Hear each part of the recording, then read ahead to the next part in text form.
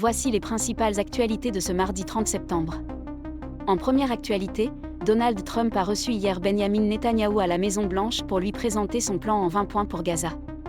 Il prévoit la libération d'otages israéliens et palestiniens, le retrait de l'armée israélienne, le désarmement du Hamas et la mise en place d'un comité palestinien temporaire sous supervision internationale, dirigé par un conseil de paix présidé par Trump. Le plan ne prévoit pas d'État palestinien, ce qui réjouit Netanyahou qui a accepté ce plan clairement en faveur d'Israël, mais menace de poursuivre la guerre si le Hamas refuse, avec un soutien américain total selon Trump. Le Qatar joue à nouveau l'intermédiaire après les excuses téléphoniques de Netanyahou suite aux frappes israéliennes contre le Qatar. Doha a transmis le plan au Hamas, qui doit répondre bientôt.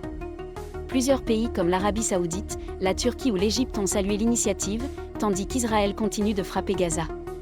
En deuxième actualité, l'ambassadeur d'Afrique du Sud en France a été retrouvé mort au pied d'un hôtel à Paris après des messages inquiétants. La thèse du suicide est privilégiée.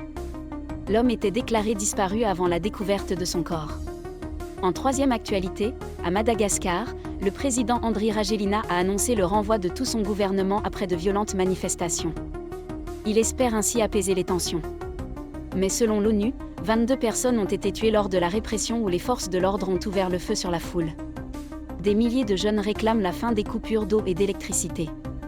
Enfin, après les propos polémiques du Premier ministre du Mali contre l'Algérie, la diplomatie algérienne a riposté à l'ONU en dénonçant le bavardage de caniveau du régime malien.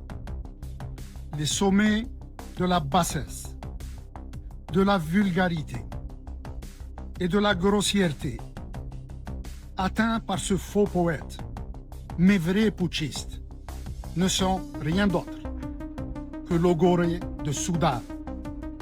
Son bavardage de caniveau ne mérite que mépris et n'inspire que dégoût. Merci de votre fidélité et abonnez-vous pour suivre l'actualité mondiale.